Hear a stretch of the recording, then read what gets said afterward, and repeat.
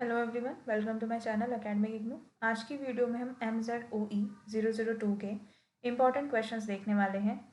मैंने ब्लॉक 1 आप लोगों को पहले ही प्रोवाइड कराया हुआ है इस चैनल पर। आगे के ब्लॉक्स के जो इम्पोर्टेंट क्वेश्चंस हैं वो आप इस वीडियो में देखने वाले हैं। जैसा कि आपको पता है, आपका एग्ज़ाम शायद कल ही है, तो बहुत कम टाइम बचा है आप लोगों के पास। तो मैंने जो भी आपके जो तीनों ब्लॉक्स बचे हुए हैं उनके सारे इंपॉर्टेंट क्वेश्चन जो मुझे लगे मैंने एक ही वीडियो में डाल दिए हैं। एक मेरी एडवाइस है आप लोगों को इस पेपर को लेके कि अगर आपने ब्लॉक 3 और ब्लॉक 4 नहीं प्रिपेयर किया है ना, तो आप उसे स्किप करके बिल्कुल मत जाइएगा, क्योंकि ब्लॉक 3 और block 4 comparative to block 2 and 1 easy हैं, कॉन्सेप्ट बेस्ड हैं, और आपको इसमें से जो क्वेश्चंस है ना वो डायरेक्ट कॉन्सेप्ट पर मिलेंगे। ठीक है, और ईजी टू अटैम्प्ट रहेंगे, इतना ज़्यादा आपको याद नहीं करना रहेगा, तो आप इन्हें ईजिली कवर कर पाएंगे। ठीक है, अगर मान लीजिए एक क्वेश्चन भी आपका 10 मार्कर 3 ब्लॉक से आया, थर्ड ब्लॉक से आया और फोर्थ ब्लॉक से आया, तो आपको एटलीस्ट 10 to 15 मार्क तो आपके यही दो ब्लॉक कवर कराने हैं, और जिसमें कि इजी भी है। ठीक है, तो आप इनको प्रिपेयर करके ज़रूर जाना। बाकी आप लोगों की टाइम के अकॉर्डिंग जैसा आपको मन करे आप वैसा कर सकते हैं। This was just an advice for you. आप में से बहुत सारे लोग कमेंट कर रहे थे, इसलिए मैंने ये वीडियो आपके लिए बना दिया है। और कुछ लोग तो ये भी सोच रहे थे कि शायद वीडियो नहीं आएगा, बट ऐसा नहीं है। अगर मैंने आप लोगों को एक बार बोला है कि वीडियो आएगा, दैट मीन्स आएगा, अदरवाइज मैं फिर बोलती ही नहीं कि मैं वीडियो आप लोगों के लिए लेकर आऊँगी। सो now let's C, I hope कि ये जो वीडियो आप लोगों के लिए हेल्पफुल रहे, क्वेश्चंस आपको इसमें से मिलें और आपकी प्रिपरेशन में ये काफ़ी आपके लिए बेनिफिशियल रहे। सो now let's start. Question number 14 हमें क्या बताना है इसमें? Define the following terms. 5 हमें टर्म दी हुई हैं, जैसे शॉर्ट नोट का जो पैटर्न आपके इग्नू में आपको देखने को मिलता है। सो उसमें हमें क्या करना है, डिफाइन करना है इन पांचों टर्म को। पहला है biological altruism, green beard effect, coefficient of relatedness, reciprocal altruism and brood pheromone. So आपको जो ये दोनों क्वेश्चन है ना, बायोलॉजिकल अल्ट्रुइज्म और रेसिप्रोकल अल्ट्रुइज्म, ये आपको डिफरेंशिएट की फॉर्म में भी पूछे जा सकते हैं। Now let's C one by one. Biological altruism, अब ये अल्ट्रुइज्म क्या होता है, आपने ब्लॉक 1 की वीडियो में शायद ये कवर्ड है कॉन्सेप्ट। उसमें क्या होता है अल्ट्रुइज्म में, जब कोई भी एक इंडिविजुअल अपनी फिटनेस की कॉस्ट पे किसी दूसरे इंडिविजुअल की फिटनेस को बेनिफिट करने के लिए क्या करते, सेक्रीफाइस कर जाए, तो उसको हम बोलते हैं बायोलॉजिकल अल्ट्रुइज्म। ठीक है, इसमें क्या होता है, रिड्यूस सर्वाइवल और रिप्रोडक्शन होगा किसका, जो इंडिविजुअल हमारा क्या कर रहा है, सेक्रीफाइस कर रहा है अपने लिए। ठीक है, मतलब अपने आप को सेक्रीफाइस कर रहा है किसी दूसरे के लिए। सो ये हमारा हो गया बायोलॉजिकल अल्ट्रुइज्म। नेक्स्ट है हमारा green beard effect, a genetic phenomena where a gene, a select set of linked genes causes 3 things.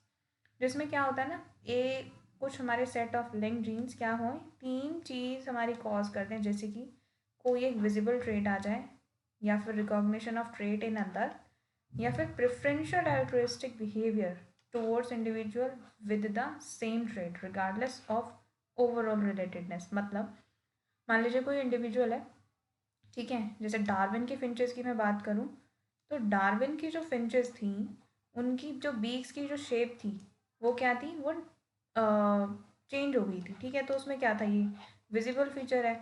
अब जब ये विजिबल फीचर होगा तो वो क्या कर देगा, एक स्पीशिएशन का फिनोमेना कर देगा, नई स्पीशीज फॉर्म्ड हो जाएगी। ठीक है, सो यही हमारा इफेक्ट होता है जब विजिबल ट्रेट हमारा अपीयर हो जाए उसमें, और स्पीशी जो है वो थोड़ी चेंज हो जाए, स्ट्रक्चर उसके चेंज हो जाए, रिकॉग्नाइजेबल ट्रेट उसमें अपीयर हो जाए, तो उसी को बोलते हैं ग्रीन बियर्ड इफेक्ट। ठीक है, नेक्स्ट है आपका coefficient of relatedness. What is this? A measure of probability that the two individual shares a gene that is identical by their descent. ठीक है, कॉमनली यूज्ड इन किन सिलेक्शन थियरी।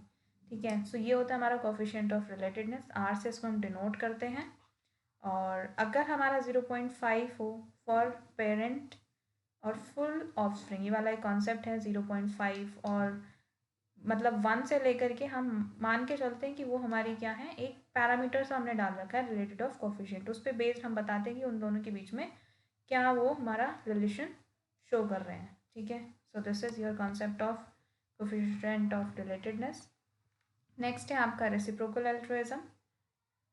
ये क्या है, ए फॉर्म ऑफ एल्ट्रुइज्म। रेसिप्रोकल से आपको समझ में आ रहा है ना, उलट फेर आप बोल सकते हो उसको, कि अगर मान लीजिए किसी इंडिविजुअल ने आपके बेनिफिट के लिए कुछ काम किया है, तो वो एक्सपेक्ट करेगा कि आप भी उसके फेवर में कोई काम उसको रिटर्न करें in future. So that is your reciprocal altruism. ठीक है, resulting in long term mutual fitness benefits.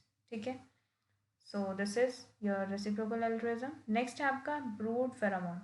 It is produced by developing larva which stimulates feeding of larva and capping of cells before pupation.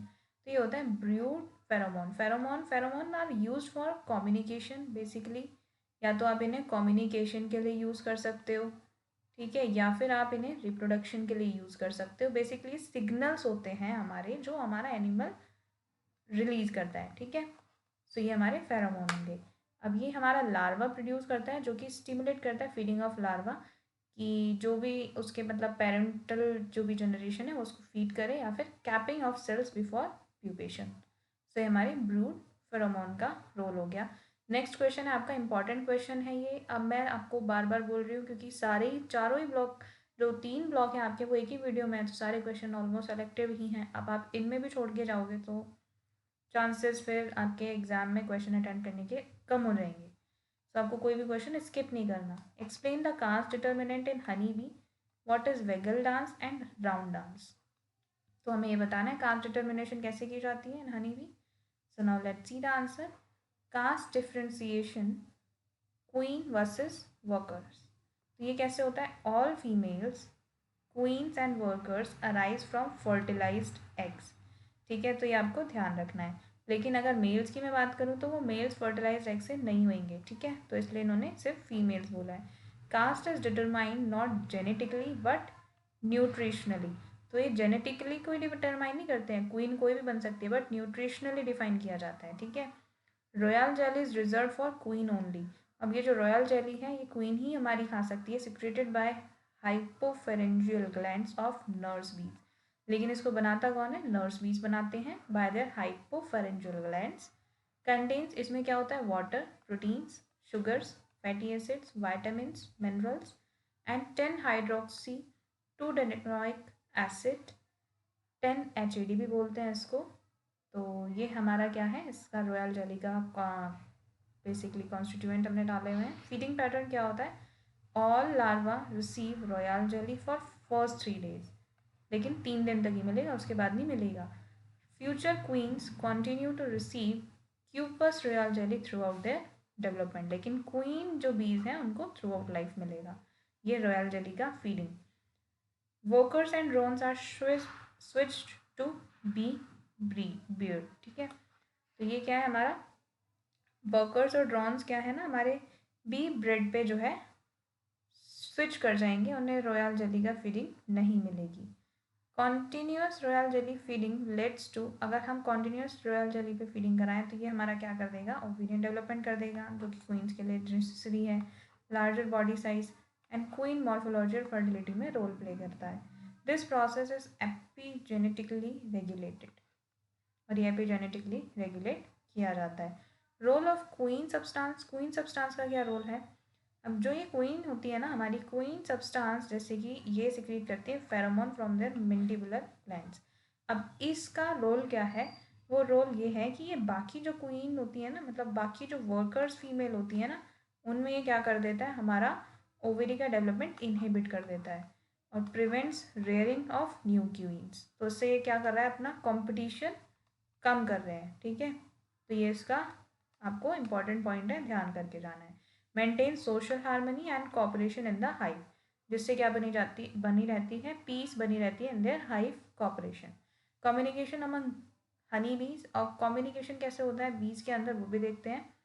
Honey bee communicates using pheromones and dances involving both sensory and cognitive processes. Foraging behaviour in honey B. Foraging कैसे होगा, cooperative behaviour है. Foraging means storage वगैरह बोल सकते हो या search बोल सकते हो फूड की. Perform by worker bees include searching for nectar, pollen, water, resins and propolis. Memorising food location, very important, इसको आगे आप देखोगे भी. Transporting and storing your food. Communication करने के लिए भी ये इंपॉर्टेंट है. अब ये डांस कैसे यूज़, मतलब टाइप ऑफ डांस क्या है और ये डांस को यूज़ कैसे करते हैं वो आपको देखना है. और ये क्वेश्चन इंपॉर्टेंट है आपका ऑलरेडी एग्जाम में जो है ये पूछा जा चुका है, सो ये इम्पॉर्टेंट क्वेश्चन है आपका। Now let's see round dance क्या है। Round dance perform when food is less than 50 metres from the hive. ठीक है, सर्कुलर मूवमेंट में होगा, स्विचिंग डायरेक्शन में हो सकता है, नो डायरेक्शनल इन्फॉर्मेशन। ये पॉइंट आपको ध्यान रख के जाना है, इसका डिफरेंस फॉर्म में आया तो ये ज़रूर लिख के आना है। इसमें डायरेक्शनल इन्फॉर्मेशन नहीं होती है जो राउंड डांस होता है हमारा, लेकिन जो वेगल डांस होगा या फिर टेल वेजिंग डांस होगा उसमें होती है। Order of nectar guides other bees. Perform when food is far from the hives, इसमें तब होगा जब फार फ्रॉम द हाइव्स। और इसमें क्या बनाता है, आप चाहें तो एक डायग्राम भी बना सकते हैं, 8 फॉर्मेशन होता है। ठीक है, तो 8 फॉर्मेशन वाला जो डांस होता है वो होता है वेगल डांस, और इसमें जो मूवमेंट होगी वो सर्कुलर आप दिखा सकते हैं, आपकी बुक में डायग्राम दिए हुए हैं।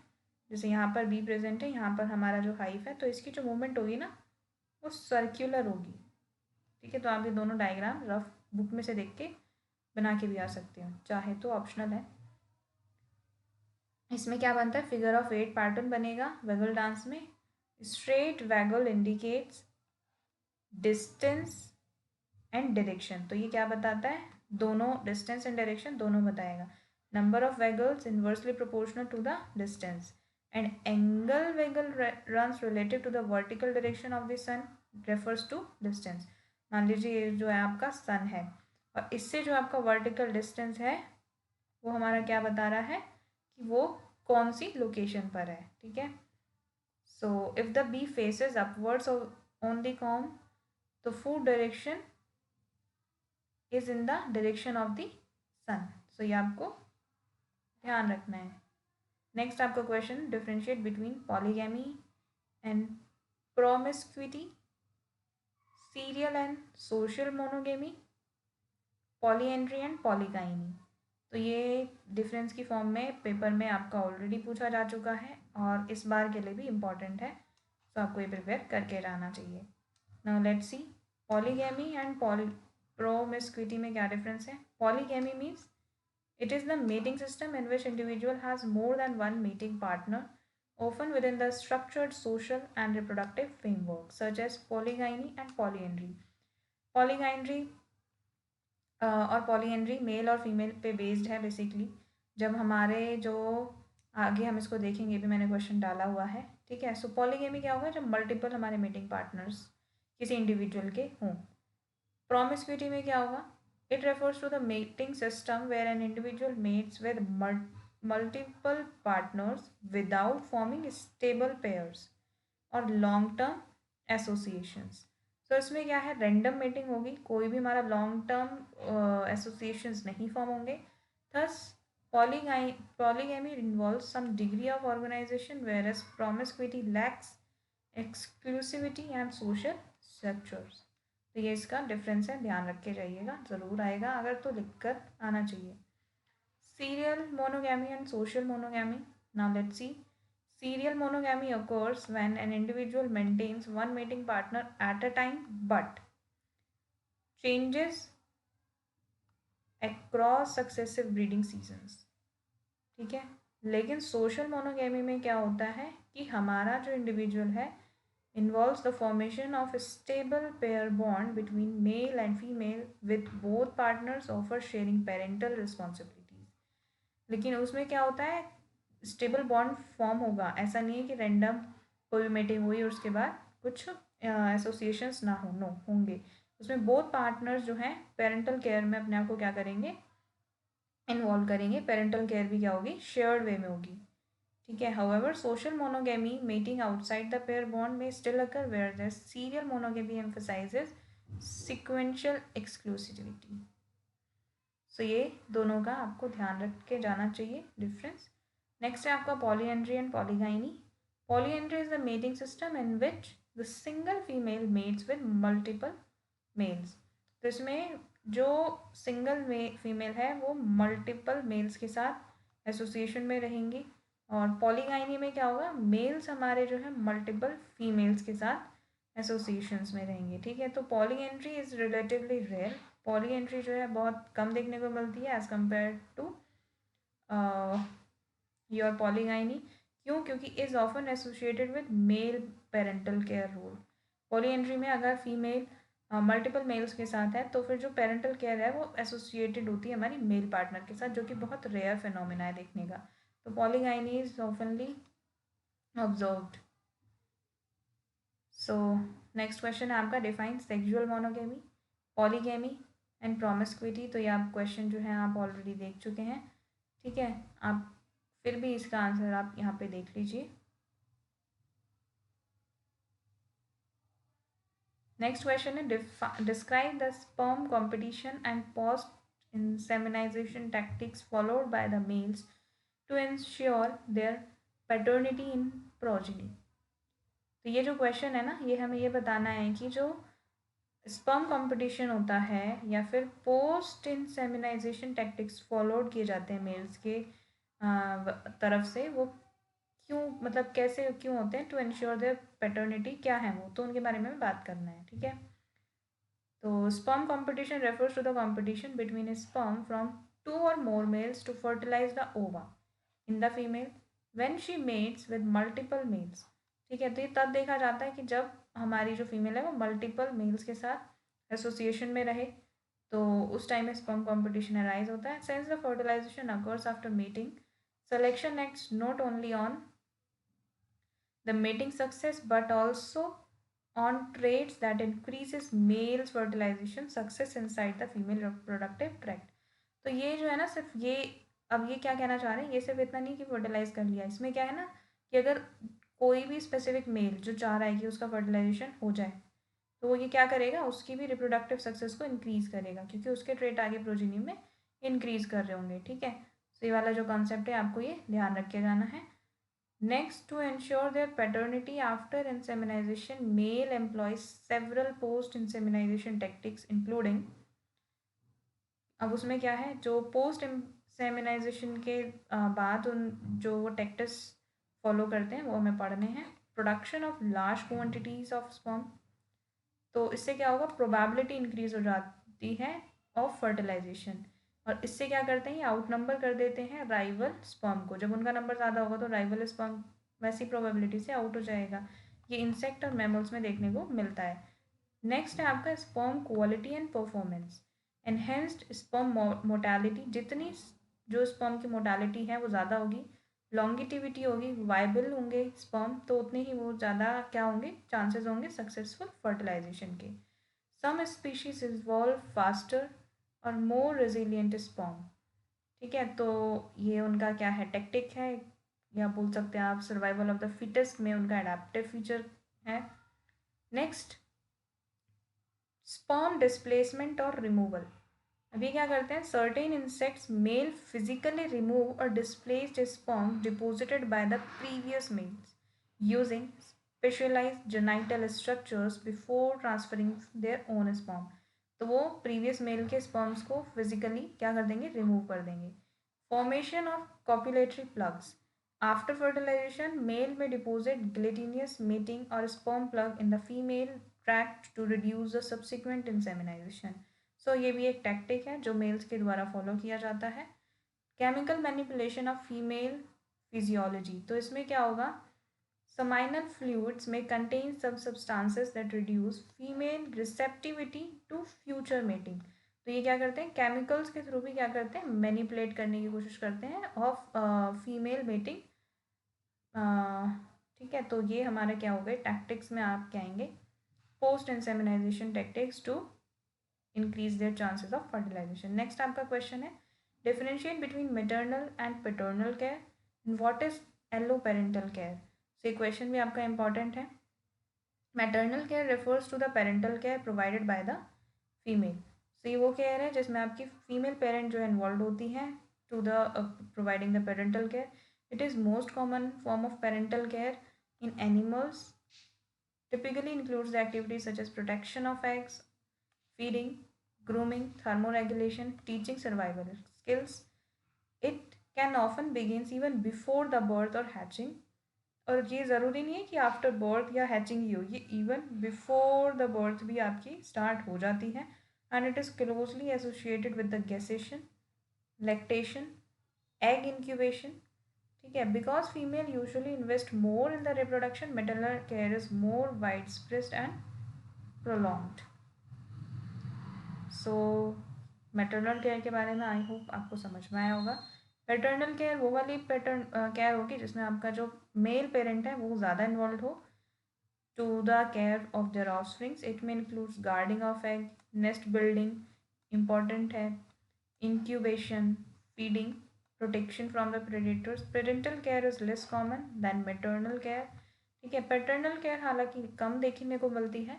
It is usually observed in the species where male certainty of paternity is high, where the survival of offspring strongly depends on the male contribution such as many fishes or birds। तो आपको example भी लिख करके आने हैं कि किन में आपको जो है पैटर्नल केयर पेरेंटल वाली दिखती है और किन में आपको फीमेल वाली दिखती है। तो फिशेज और जो मोस्टली आपकी बर्ड्स हैं उसमें आपको पैटर्नल केयर देखने को मिलेगी। एलो पेरेंटल केयर क्या होगी, जिसमें आपकी जो केयर है वो बायोलॉजिकल पेरेंट्स देखते हैं। तो पेरेंटल केयर है care provided to the offspring by individual other than their biological parents. तो इसमें बायोलॉजिकल पेरेंट्स इन्वॉल्व नहीं होंगे, उनके अलावा कोई भी पेरेंट्स इन्वॉल्व होंगे पेरेंटल केयर प्रोवाइड कराने में। Maybe their siblings, relatives, unrelated members of the group. It includes activities such as feeding, guarding, caring, grooming the young. It is common in social animals and is thought to evolve through skin selection. Reciprocal altruism, अभी आपने देखा है कि अगर कोई आपको benefit कर रहा है तो आप भी उन्हें बेनिफिट दोगे, तो ये बेनिफिट ये कि हो सकता है उनकी ऑफस्प्रिंग को पेरेंटल केयर दो टू गेन पेरेंटिंग एक्सपीरियंस। ठीक है, सो ये हमारा क्वेश्चन यहाँ पे एलो पेरेंटल केयर का ख़त्म होता है। नेक्स्ट आपका क्वेश्चन है what are the cost and benefit for parental care. So आपके कॉस्ट भी होती है, पेरेंटिंग की कॉस्ट भी होती है, ठीक है, और लेकिन कुछ बेनिफिट भी है। ठीक है, तो वो हमें पढ़ने हैं कि क्या कॉस्ट एंड बेनिफिट इसके होंगे। तो most animal species do not exhibit parental care and instead produce a large number of gametes offsprings, leaving them to survive independently. कुछ जो स्पीशीज़ है ना वो पेरेंटल केयर एग्जिबिट नहीं करते, तो वो क्या करते हैं लार्ज नंबर में गैमीट्स प्रोड्यूस करेंगे और ऑफस्प्रिंग प्रोड्यूस करेंगे, जिनसे उनके जो है ना चांसेस ऑफ सर्वाइवल क्या होते हैं, हाई होते हैं। ठीक है, तो ये इसलिए क्या करते हैं ज़्यादा नंबर में प्रोड्यूस करते हैं। तो आपको ये भी पॉइंट ध्यान रखना है कि जिनमें ये हमारे नंबर कम होंगे तो उनके चांसेस ऑफ सर्वाइवल क्या होंगे, लो रहेंगे। ठीक है, parental care evolves only when its benefits outweighs its cost। ठीक है, और पेरेंटल केयर का जो कॉन्सेप्ट है वो तभी आया है कि जब हमारा ये बेनिफिट्स ज़्यादा हो जाए इसके कॉस्ट से। ठीक है, in terms of life time reproductive success of the parent. अगर आपका कल एग्ज़ाम है तो आप जो है पूरी रात पढ़ेंगे जाग करके। ठीक है, क्यों पढ़ रहे हो, क्योंकि उसके जो बेनिफिट्स हैं वो क्या है, आपकी जो स्लीप है उससे ज़्यादा है ना। तो ये भी पेरेंटल केयर उसी हिसाब से, क्योंकि life time reproductive success provide करती है of that parent. Parental investment involves the expenditure of time, energy, resources of the parent to enhance the survival of offspring, often at the expense of future reproduction. और अगर at a time एक ही आप individual को क्या कर सकते हो, बड़ा कर सकते हो, तो ये क्या करता है फ्यूचर रिप्रोडक्शन पे भी क्या करता है, कॉम्प्रोमाइज़ करता है। बेसिकली कॉस्ट की तरह आप उसको ले सकते हो। पेरेंटिंग की कॉस्ट में कुछ पॉइंट्स आपको लिख कर आने हैं, तो मैंने पॉइंट वाइज यहाँ पे डाला हुआ है। इजी पॉइंट है ये। अब ये जो कॉन्सेप्ट है ना यहाँ पे ऑलमोस्ट आपके ख़त्म है, सारा जो पेपर आप आगे के क्वेश्चन आएंगे वो ईजी हैं। इसलिए मैंने बोला है कि आप थर्ड और फोर्थ ब्लॉक स्किप करके ना जाएं। ज़रूर आप अगर कुछ है तो ये क्वेश्चन अटैम्प्ट कर लेंगे अगर आपको थोड़ा बहुत भी आइडिया है तो। कॉस्ट ऑफ पेरेंटल केयर क्या होगी, इसमें रिड्यूस रिसोर्सेज होंगे। इन्वेस्ट अगर वो एनर्जी वगैरह करेंगे तो उनकी रिसोर्सेज क्या हैं, ऑप्शन में इन्वेस्ट कर रहे हैं तो उनके खुद के लिए रिसोर्सेज कम होंगे ना। जैसे कि अपने न्यूट्रिशनल वैल्यूज़ इन्वेस्ट कर देते हैं females to their offsprings. Parents में incubate eggs, maintain optimal temperature, aerate, carry them in brood pouches, all of which are energetically costly. तो ये सारी चीज़ें ऐसा नहीं है कि मतलब हो गई हैं, ये भी उनको भी तो कॉस्ट पे करनी पड़ रही है ना अपनी हेल्थ के ऊपर। सो ये सारी चीज़ें क्या है, रिड्यूस रिसोर्सेज में आपको लिख करके आनी है। नेक्स्ट है आपका रिड्यूस्ड मेटिंग अपॉर्चुनिटीज़। अभी आपने देखा कि जो मेटिंग अपॉर्चुनिटीज़ हैं वो रिड्यूस हो जाती हैं of parents because they have to consume their considerable time and attention on their offsprings, जो कि महीने और सालों तक हो सकता है, ठीक है। During this period, parents are often unable to seek additional mating opportunities. This loss the potential mating and reduces the overall reproductive success of caregiver. Next है reduce survival rate of parents. कभी कभी guard कर मतलब देखभाल करते करते या care करते करते पेरेंट्स जो है ना खुद प्रेडेटर्स के लिए क्या हो जाते हैं, एक्सपोज हो जाते हैं और शिकार बन जाते हैं। सो अपने भी सर्वाइवल रेट को क्या करते हैं, वो इंक्रीज करते हैं, ठीक है। रिस्क रहता है उनको भी डिजीज ट्रांसमिशन का। तो ये सारी चीज़ें आपको कॉस्ट ऑफ पेरेंटिंग में डाल के आनी है। पॉइंट वाइज मैंने लिख दिया तो याद करने में आपको ईजी रहेगा। लेकिन बेनिफिट्स भी हैं पेरेंटल केयर के, इसलिए मोस्टली इंडिविजुअल पेरेंटल केयर देते हैं अपने ऑफस्प्रिंग्स को। तो इसमें क्या है, increase survival of the offspring, ठीक है। तो ये क्या करता है, अगर आप पेरेंटल केयर प्रोवाइड करते हो तो ये चांसेस ऑफ सर्वाइवल इंक्रीज कर देता है। In species with altricial young, survival without parental care is nearly impossible, ठीक है। तो ये आपको ध्यान रखना है कि ऑफस्प्रिंग के जो सर्वाइवल रेट है वो इंक्रीज कर जाते हैं और रिप्रोडक्टिव सक्सेस उससे पेरेंट की बढ़ती है। Improve growth, fitness, life spring of the offspring. अगर पेरेंटल केयर आप प्रोवाइड कर रहे हैं तो वो क्या करता है, ग्रोथ बढ़ा देगा ऑफस्प्रिंग की, फिटनेस पे डायरेक्टली काम करेगा और लाइफ स्पैन भी उसका बढ़ जाता है क्योंकि वो प्रेडेटर से क्या रहता है, प्रिवेंट रहता है, ठीक है।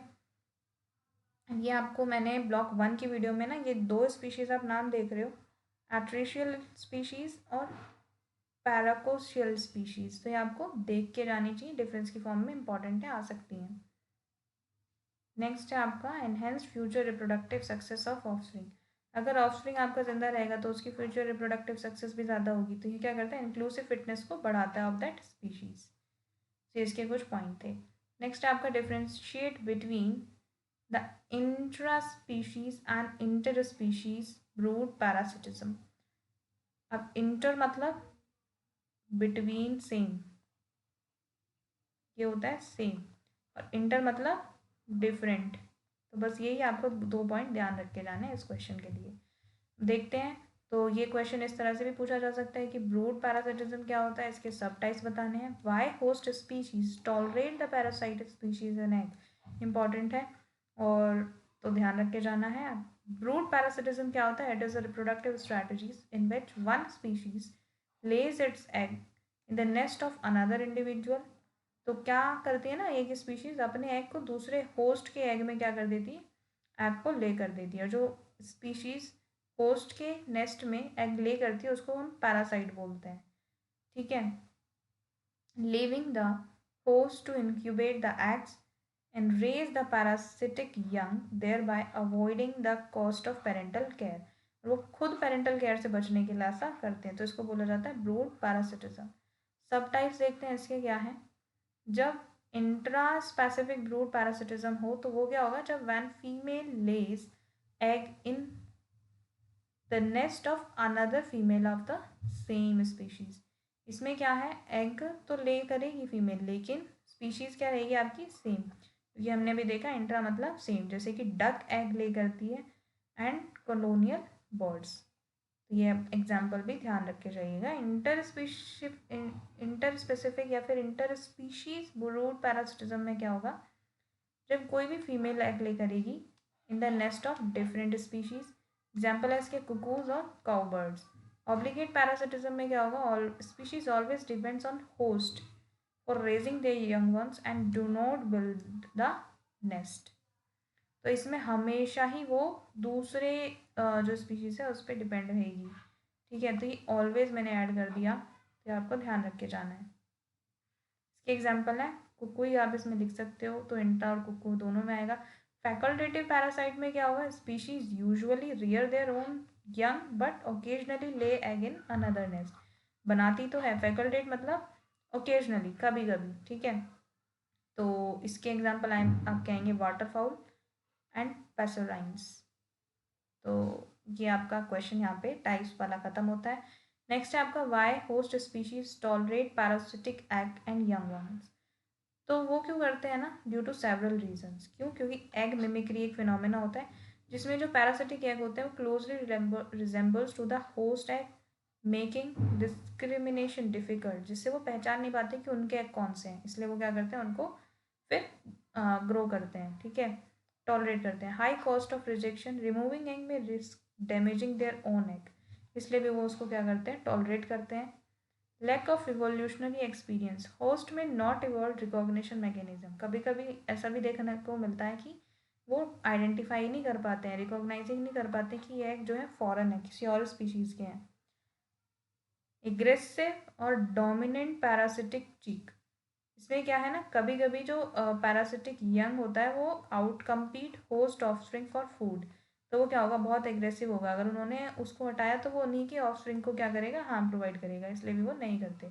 टाइम एंड एनर्जी कंस्ट्रेंट्स, उनके बाद बहुत सारा काम होता है करने के लिए, तो वो ऐसे लोगों पे ध्यान नहीं देते। तो reject and abandoning nest can be costly, तो इसलिए बोलते हैं कि ठीक है, लेट्स टॉलरेट दैम। तो ये आपका यहाँ पे डिफरेंस है, आप चाहें तो टेबल फॉर्म में भी बनाकर आ सकते हैं। मैंने आपको ऑलरेडी समझा दिया है, तो आप इसका जस्ट आंसर देख लीजिए।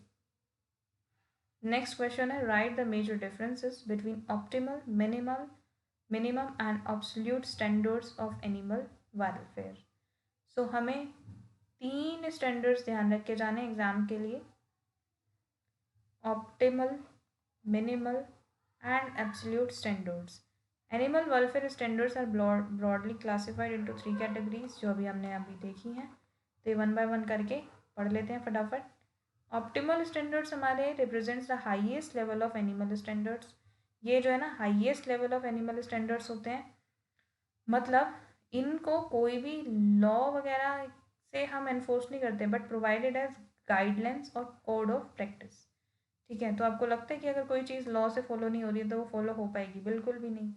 तो यही हमारा ये है कि ये सिर्फ आइडियल गोल बन के रह जाते हैं और कभी भी ये ग्राउंड पे एप्लीकेबल ही नहीं हो पाते, ठीक है। तो आपको ध्यान रखना है, highest level of animal welfare represents to optimal standards, इसमें हम सारी क्या है ना, आइडियल कंडीशंस रख देते हैं। जैसे आप लोग कभी टाइम टेबल बनाते हैं तो आप बोलते हो ना कि 8 घंटे पढ़ना है, लेकिन वो कभी पढ़ नहीं पाते, तो वो ऑप्टिमल आइडियल कंडीशंस वाली जो चीज़ें हैं वो यहाँ पर होती हैं कि ये होना चाहिए, बट ये फॉलो रियल केसेस में हो नहीं पाते। तो इसमें सारी जो शुड और मस्ट वाली जो चीज़ें हैं वो ही आती हैं, ठीक है, कि ये होना चाहिए, ये करना चाहिए, तो ये सारी चीज़ें इसमें आएंगी। मिनिमम स्टैंडर्ड्स, मिनिमम नाम से पता चल रहा है कि एटलीस्ट इतना तो कर ही देना चाहिए, तो minimum standards are legally enforceable, ये हमारे लीगली इन्फोर्सिएबल हैं, तो ऑलमोस्ट सभी इनको फॉलो करते हैं। लेजिस्लेशन रिक्वायर्ड होता है इनके लिए, they aim to prevent cruelty and deliberate harm against the animals, lowest acceptable level of care होती है इनकी, और इनमें इंटरनेशनल बॉडीज इन्वॉल्व होती है, जैसे world organisation for animal health, OIE, ध्यान रखना है आपको, इम्पॉर्टेंट है। Minimum standards specifically fixed rules such as minimum enclosure size, कितना साइज में आपको एनिमल्स में रखना है, उनका भी एक रूल है प्रॉपर। फीडिंग रिक्वायरमेंट्स क्या होनी चाहिए, लिमिट्स ऑन ट्रांसपोर्टेशन ड्यूरेशन, कितने टाइम तक आप उनको जो है ट्रांसपोर्टेशन के लिए अलाउ कर सकते हो, तो ये सारी क्या है, रूल्स हैं, और अगर नहीं करोगे तो इनमें क्या है, लीगल पेनल्टीज आपको पे करनी है, क्योंकि ये लीगली एनफोर्सिएबल है। दीज आर नॉन नेगोशिएबल, आप में इसमें कम ज़्यादा नहीं कर सकते हो, जो है वो है। Absolute standards seek to define universally applicable animal standards, principles that transcend national boundaries. Such minimum and optimal standards are influenced by the cultural, ethical, legal interpretations within the individual countries. Absolute standards attempt to establish a global consensus on acceptable minimal animal welfares. तो ये क्या है ना, global एक कह लीजिए आपका catalogue या फिर टेम्पलेट्स बनाने का काम करते हैं ये, ठीक है। उसके बाद उसमें जो डिफरेंट कंट्रीज़ हैं उनके बीच में कंसेंसस का काम रहता है एब्सोल्यूट स्टैंडर्ड का, ठीक है। तो ये सारी चीज़ें हैं।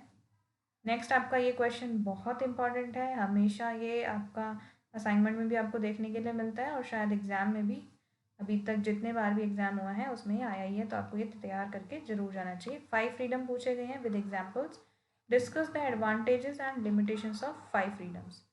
So let's see the answer. These are widely recognized the framework for assessing and promoting animal welfare, originally developed in UK in 1965 Baramble Report on Livestock Welfare. They were refined and adopted globally, including by the World Organization for Animal Health OIE. अब इनमें हुआ क्या, ये तो सारी इसकी कहानी थी कैसे कैसे हुआ है. मेन आंसर आपका यहाँ से स्टार्ट है. These aims to ensure animal under human care are free from suffering and can express the natural behavior. ठीक है, मान लीजिए आपने कोई पेट पाल रखा है, तो वो सफरिंग ना कर रहा हो किसी भी चीज़ से, नेचुरल, इमोशनल, साइकोलॉजिकल, और वो क्या करे, अपने नेचुरल बिहेवियर को क्या कर पाए, एक्सप्रेस कर पाए. तो ये बताते हैं हमारे 5 फ्रीडम. अभी 5 फ्रीडम हैं क्या, उनको देख लेते हैं. Freedom from hunger and thirst by providing ready access to fresh water, diet, maintains health and vigour. ठीक है. फ्रीडम फ्रॉम डिस्कम्फर्ट, शेल्टर अच्छे से होना चाहिए उनका. Freedom from pain, injury and disease. इसमें क्या होगा ना, रैपिड डायग्नोसिस एंड ट्रीटमेंट आ जाएंगे आपके. वैक्सीनेशन कराना चाहिए उनको. ठीक है, अगर कोई भी प्रॉब्लम आ रही है, डिसीज़ आ रही है, तो प्रॉपर ट्रीटमेंट. फोर्थ आपका फ्रीडम है freedom to express normal behaviour by providing sufficient space, proper facilities, social interactions. अब आप डॉग को अगर मान लीजिए पाल रहे हो, आप उसको लेने नहीं जाओगे तो वो क्या हो जाएगा, एग्रेसिव हो जाएगा. तो social interactions are also important for domesticated species. Freedom from fear and distresses. तो फ्रीडम, हमें कोई भी फियर नहीं देना, उनको डिस्ट्रेस नहीं करना है उनकी. ठीक है, किसी भी तरह का. एडवांटेजेस ऑफ 5 फ्रीडम हमारे देखते हैं क्या है. इसमें कॉम्प्रिहेंसिव वेलफेयर होता है एक पूरा, सारी चीज़ें हमने उसमें एड्रेस कर दी हैं, physical, behavioural and psychological needs. Universally applicability होती है इनकी. ठीक है, कहीं पर भी आप इन्हें लगा सकते हो. ऐसा नहीं है कि फार्म में या लेबोरेटरीज वगैरह के लिए अलग से रूल्स बनाने हैं. तो यूनिवर्सली एप्लीकेबल है इनकी. गाइड्स लेजिस्लेशन, इन पे बेस्ड आप जो है कोई भी लेजिस्लेशन पास करा सकते हैं. प्रमोट्स एथिकल एनिमल केयर को प्रमोट करता है. पब्लिक अवेयरनेस क्रिएट करता है अमंग द इंडिविजुअल. लिमिटेशंस भी हैं इसके कि ये आइडियलिस्टिक हैं, कभी कभी डिफ़िकल्ट हो जाता है इनको पूरी तरह से फॉलो करवा पाना. सो आइडियलिस्टिक है. Focuses on negative states. It emphasises avoiding suffering rather than promoting positive welfare. तो ये सफरिंग को तो अवॉइड कर रहा है लेकिन पॉजिटिव वेलफेयर को प्रमोट नहीं कर रहा. तो ये क्या कर रहा है, नेगेटिव वाली चीज़ों को फोकस कर रहा है. ठीक है, नेगेटिव स्टेट्स पे फोकस कर रहा है rather than to promoting positives and reducing negatives. Implementation challenges हैं इसके, और स्पीशीज स्पेसिफिक नीड्स एड्रेस नहीं हो पाती है. No measurement guidelines are there. Next है आपका, how does predictability and controllability helps in improving human animal relationships. तो ये क्वेश्चन आ सकता है, मैंने यहाँ पे डाल दिया इसका आंसर, आप देख सकते हैं, इजी है. कि प्रिडिक्टेबिलिटी में क्या होगा, आप एंसिपिटेट कर पाओ कि अब क्या होने वाला है, वो आप प्रिडिक्ट करते हो ना. जैसे मान लीजिए कल बारिश होगी, तो आपने वो क्या करा है, प्रिडिक्ट करा है. सो ये प्रिडिक्टेबिलिटी में आएगा. हाउ इट हेल्प्स, रिड्यूस करेगा fear anxiety because animal know what to expect from the humans. ठीक है, आपका कोई भी डॉग है, आपने डॉग गेट ओपन करा तो उसको पता है कि आप आ रहे हो, तो आप उसके लिए कुछ लेकर आए होगे, आप उसको खाना मिलेगा. तो ये क्या करेगा, फियर कम कर देगा, एंजाइटी कम कर देगा. improves learning training efficiency as animal can associate human actions with specific outcomes. कोई भी जो पैट होता है वो एकदम फैमिलिएबल नहीं होगा, तो उसको लर्निंग ट्रेनिंग में भी हेल्पफुल रहेगा. ये इसका एग्जाम्पल है. आप फिक्स टाइम पे अगर फीड करने जाओगे तो वो क्या करेंगे, काम रहेंगे, डरेंगे नहीं, और ईजिली आपके साथ कोऑपरेट कर पाएंगे. कंट्रोलेबिलिटी क्या होता है, जब animal able to being influence and control events affecting them, such as choosing to approach or avoid the situations. ये क्या है, animal a sense of agency which reduces address. इसमें एनिमल्स अपनी मर्जी से कुछ काम कर पाता है, तो वो क्या करता है, वो भी एक रिड्यूस करने की तरह ही काम करता है स्ट्रेस को एनिमल्स के अंदर.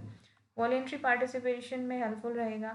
ट्रेनिंग एंड वेटनरी प्रोसीजर्स में ये इंपॉर्टेंट है. Controllability, sheep allowed to enter handling cute voluntary rather than being forced.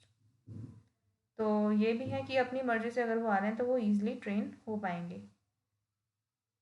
Combined effect क्या होगा? When animal can product human actions and have some control over outcomes. जब इसमें क्या है, कुछ हमारे कंबाइन अगर हम कर दें तो उसमें आउटकम भी क्या होंगे? फिक्स रहेंगे। जैसे कि इसमें भी रिड्यूस फियर कर सकते हैं, कॉपरेशन ज़्यादा होगा और ट्रस्ट बिल्ड होगा। नेक्स्ट आपका क्वेश्चन है, give examples for cultural human animal conflict. What are the usual signals given by animal before attacking? तो ह्यूमन एनिमल कन्फ्लिक्ट के बेस पे आपको आंसर करना है और कुछ सिग्नल्स एनिमल देता है अटैक करने से पहले, तो वो लिखने हैं। अब कन्फ्लिक्ट क्या है कि सेक्रेड एनिमल्स का भी कुछ हमारे कन्फ्लिक्ट्स देखने को मिलते हैं। अभी कन्फ्लिक्ट अराइज कर सकते हैं हमारे या तो ट्रेडिशनल प्रैक्टिसेस की वजह से, रिलीजियस बेसिस पर, या फिर कोई भी नेचुरल क्लैश भी हमारा देखा जा सकता है इन्वायरमेंट और एनिमल्स और ह्यूमन के बीच में, तीनों के बीच में। पहला है हमारा सेक्रेड एनिमल्स जैसे काऊ, तो इसमें भी हमारे कन्फ्लिक्ट होते हैं क्योंकि stray kettles can damage the crop, तो फार्मर नहीं चाहेंगे कि वो उनके फील्ड में आए। तो यहाँ पर एक कन्फ्लिक्ट आ जाता है कि how to prevent and how to promote the welfare. Hunting taboos, some communities avoid hunting certain species for religious reasons which may cause overpopulation। ठीक है, तो ये भी एक important concern है। Encroachment on sacred sites, elephants and monkey may raid temples, culturally important areas, creating tensions between the humans। तो ये भी एक नेक्स्ट आपका एग्जाम्पल हो गया। ट्रेडिशनल लाइफ स्टॉक प्रैक्टिसेस, इसमें क्या होता है, जो भी लाइफ स्टॉक प्रैक्टिसेस होती हैं उसमें किल किया जाता है, ठीक है, टू मतलब herding and grazing life stock in areas used by predators. तो उसमें भी ये एक कॉन्फ्लिक्ट की तरह ही देखा जाता है जो कि बहुत ट्रेडिशनली देखा जा रहा है। Signals given by animals before attacking, animals कुछ सिग्नल्स प्रोवाइड करते हैं जिसमें से होता है हमारा बॉडी पोस्चर, कि डॉग जो है ना वो लेग को स्टिफ कर लेगा, डायरेक्ट स्टेयर करेगा और फिर अटैक करेगा। कैट्स में क्या होता है, आई ईयर्स फ्लैट कर लेंगे एंड क्राउज्ड पोस्चर होगा उनका, ठीक है, तो ये बॉडी पोस्चर है। वोकलाइजेशन से भी वो अलर्ट करते हैं कि भैया मान जाओ, हम अटैक कर देंगे। Tail and ear movement, facial expressions and movement cues, तो ये सारे आपके सिग्नल्स थे। नेक्स्ट क्वेश्चन आपका, write briefly meaning of the following. तो ये क्वेश्चन जो अब आगे जो आएंगे ना, ये क्वेश्चन में से एक ना एक क्वेश्चन आपको पेपर में ज़रूर आना है एथिक्स से बेस्ड। पहला है आपका पर्सनल एथिक्स क्या होते हैं, professional and organisational. Personal ethics वो हैं जो पर्सनल के खुद के मोरल प्रिंसिपल और वैल्यूज़ पर बेस्ड हैं, जो कि एक इंडिविजुअल के बिहेवियर को गाइड करेंगे इन एवरीडे लाइफ। ये पर्सनल बिलीव्स, अपब्रिंगिंग और कल्चर और एक्सपीरियंस पे बेस्ड होते हैं, जैसे कि ऑनेस्टी, इंटीग्रिटी, फेयरनेस। तो ये सारे पर्सनल एथिक्स के आपके एग्जाम्पल हैं। नेक्स्ट है आपका प्रोफेशनल एथिक्स। अब ये हैं कुछ स्टैंडर्ड्स एंड प्रिंसिपल, जैसे कि डॉक्टर्स जो होते हैं उन्हें अलाउड नहीं होता कि पेशेंट की हिस्ट्री वो विदाउट देयर कंसेंट शेयर करें। तो ये क्या है, एक प्रोफेशनल एथिक्स का ही एग्जाम्पल है, ठीक है। That govern the behaviour of a particular profession, they ensure responsibility, competence, integrity while performing professional duties. Organisational ethics क्या होंगे, जो हमारे values, policies and practices adopted by the organisation to guide the behaviour of their member. It ensures the organisation act responsibility towards the employees, client, society and the environment. इसका example है company implementing fair labour practices and sustainable environmental policies. Next question is, what is meant by sentience and why is animal sentience important for animal welfare? Why is evidence for the existence of sentience problematic? So now let's see the answer. Sentience is the capacity of an animal to perceive or feel the sensation and emotion.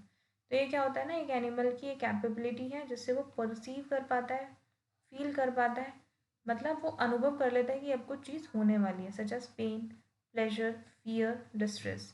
A sentient animal is not just biologically alive but can experience subjective feelings and respond to the environment with awareness. Importance क्या है इसकी, recognition of suffering. अगर जो animal है आपका वो respond कर रहा है तो वो सफरिंग से एकदम क्या करेगा, अपना एक्सप्रेस करवा पाएगा कि उसको क्या प्रॉब्लम है या स्ट्रेस वगैरह है। तो बेसिस फॉर वेलफेयर स्टैंडर्ड्स, कुछ पॉलिसीज़ में ये सेंटियंस भी मतलब एज्यूम इसके एजम्पशंस पे ही बेस्ड होता है कि अच्छा ऐसा बिहेवियर होगा तो एनिमल को ये प्रॉब्लम हो सकती है, ये कंडीशन में वो ऐसे करेगा, या फिर वो ओनर को मिस कर रहा है तो ये बिहेवियर उसके शो होंगे, तो उस पर बेस्ड वो स्टैंडर्ड बनाने में हेल्पफुल है। Promotion of positive experiences. Next है आपका एथिकल डिसीजन मेकिंग, तो ये भी सेंटियंस का एक इम्पॉर्टेंट यूज़ है। Why evidence for sentience is problematic, कभी कभी सब्जेक्टिविटी हो जाती है।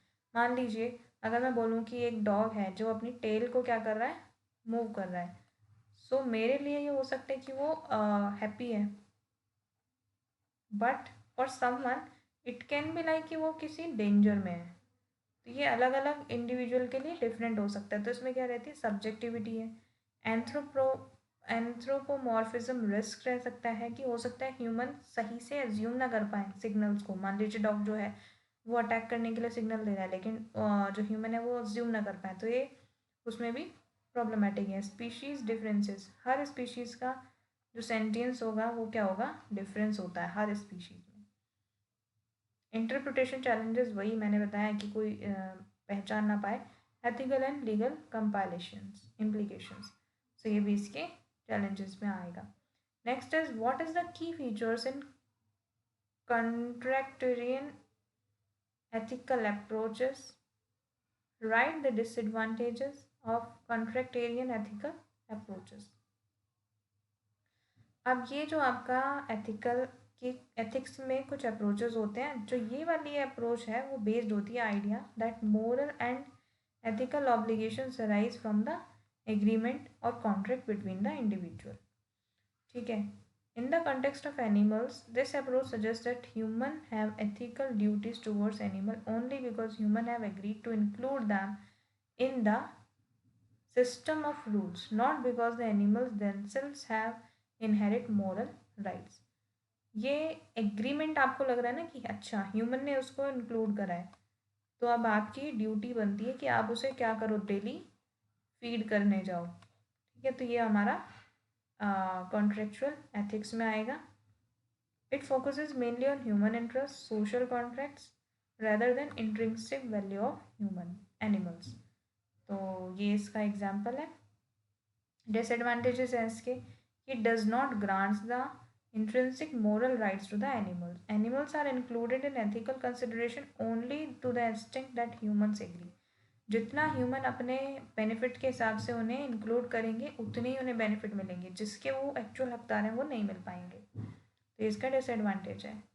नेक्स्ट आपका एक क्वेश्चन है, what is the essence of utilitarian ethical approach. So this approach maximise करता है ओवरऑल द हैप्पीनेस, कि एनिमल्स जो है ना वो हैप्पीनेस को इन्जॉय करें और सफरिंग्स को क्या हो उनकी मिनिमाइज कर पाए। In the context of animals it emphasises that the ethical value of action is judged bye there consequences, particularly in terms of pleasure, pain experienced by all affected beings, human and animal like condition. Actions considered morally right if they produce the greatest net benefit। इससे आप इसको समझ सकते हो, यहाँ पर आपको ये लग रहा होगा कि हैप्पीनेस में फोकस करना है और मिनिमाइज करनी है सफरिंग्स को। फॉर एग्जाम्पल कि अगर आपने झूठ बोला है, ठीक है, तो आपने जो झूठ बोला वो किसी के भले के लिए बोला, तो वो क्या कर रहा है, इवेंचुअली क्या कर रहा है, उसका आउटकम क्या है, अच्छा है। तो ये आउटकम पे बेस्ड होता है कि यूटिलिटी क्या है उसकी। तो राइट मोरल क्या है वो हमारा किस पे डिपेंड कर रहा है, उसके आउटकम पे। ठीक है, this approach also involves cost benefit analysis पे भी ये बेस्ड होता है कि भाई अच्छा अगर मैं ये खरीदूंगा तो मुझे इसका ये बेनिफिट मिलेगा, तो कॉस्ट बेनिफिट एनालिसिस आप करते हो ना, तो ये भी उसी पे बेस्ड है। एग्जाम्पल आप यहाँ पे देख सकते हैं। नेक्स्ट आपका क्वेश्चन है, what are the key principles of virtue ethics. अब ये वर्च्यू एथिक्स क्या होता है, वर्च्यू मतलब गुण, ठीक है, एम्फोसाइजेस ये एम्फोसाइज करते हैं आपका character and moral virtues of an individual rather than focusing solely on the rules. तो रूल्स पे ये फॉलो नहीं करते हैं, ये हमारे क्या है ना, मोरल वैल्यूज़ और कैरेक्टर पर ज़्यादा फोकस करते हैं। ठीक है, जैसे हमारे डिओन्टोलॉजी एंड यूटिलिटेरियनिज्म में हो रहा था। प्रिंसिपल्स क्या हैं इसके?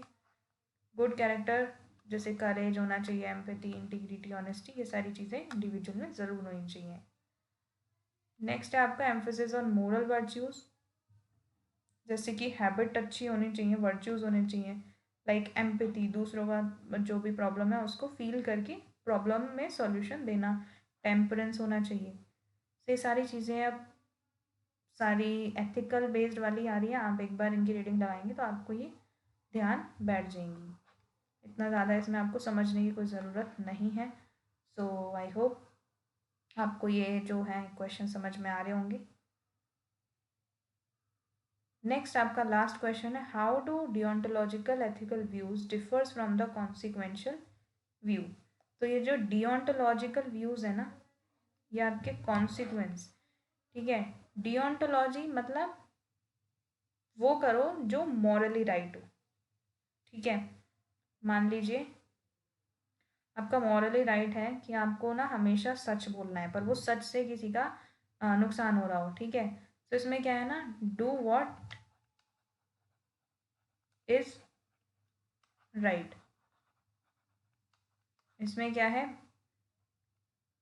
And justifies the means. इसमें जो आपके जो एक्शंस है ना वो आपके बेस्ड होंगे एंड्स पर। तो आप चाहें तो दोनों में ये लाइन भी लिख कर आ सकते हैं।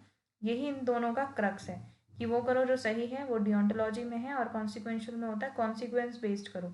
जो चीज़ आपको ज़्यादा हैप्पीनेस या आउटकम दे, मैक्सिमाइज बेनिफिट हो उसमें, वो आपको चूज़ करना चाहिए। So this is all in this question and in this video. I hope आपको ये जो क्वेश्चंस हैं वो हेल्पफुल रहे होंगे। अगर आपको वीडियो अच्छी लगी हो तो please like, share and subscribe and